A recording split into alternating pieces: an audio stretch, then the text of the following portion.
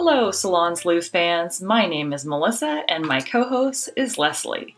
We decided we wanted to share our salon stories. We both have an interest in crime stories and a fascination with the psychic world. So settle in each week as we share another story with you. Who knows, you might even learn something.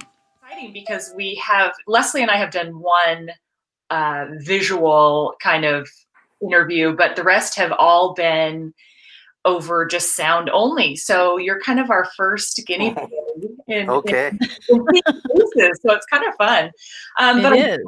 I did want to introduce you for our listeners. This is retired detective from Washington County Sheriff's Office, Michael O'Connell.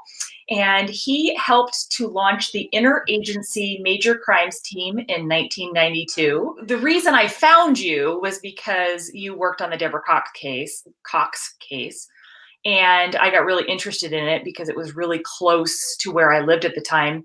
And when you retired, it was 30 years from the date of that death or disappearance, whatever you want to call it. And you said that case still haunted you.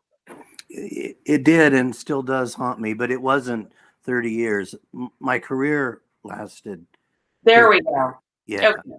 And then I put in another 2 years doing cold cases. Oh, okay.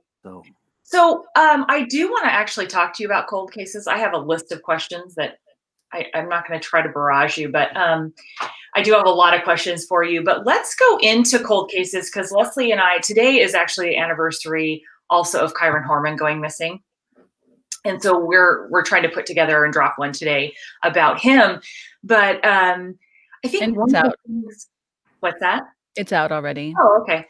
One of the things that is so hard for the public is the lack of information and not knowing what's going on. And, we talked about it. I think so many people rush to judgment and they want to see something happen and justice served. But there's a whole other side of the case where you have to have a case that can be brought in front of a jury and really won, right? So on your side of it, having been a detective and a cold case detective, what does a cold case team look like? Is that something they're looking at every day? Is that just something that sits on your desk and when new leads come in, you pick it up? Or kind of how does that work? Well, it depends on how it's structured at any given organization. Okay. The latter example you gave of a case that sits on your desk, you're doing regular detective work, and then you pick up that cold case when you have time. It doesn't work. Okay. It just doesn't work. And that's what Washington County's trying to do now. And it's just very ineffective. You need to have dedicated detectives. What if there's no leads? Like, let's get into Debra Cockes. I think she was episode 1 of our show, and she was, I don't have all of her information in front of me, but she was in her 40s. She was a mom of 3 kids, and she dropped off her son at Tigard High School. For a ski trip, early in the morning. Early in the morning. And the car was there in the parking lot for hours, right? While she was sort of missing. Nobody knew she was missing, though, correct? I don't know if we could ever prove that it was in the parking lot, but yes, for hours, no one knew she was missing. Yeah. At about 10 that night, her son, Ben, who went on the ski trip, returns with the group on a bus, and he expected mom to be there to pick him up, and she wasn't there.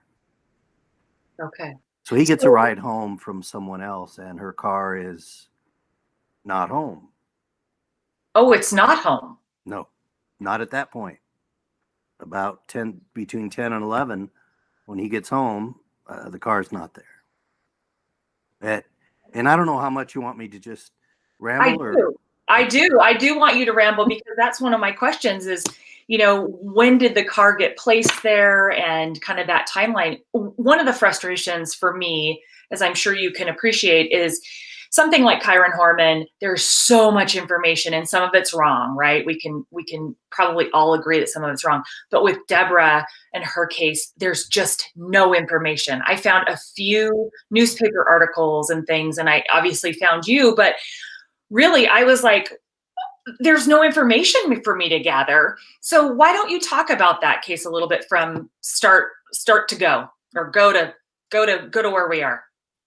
Okay, so Ben gets home. His mom is not home either. He gets a ride from someone else.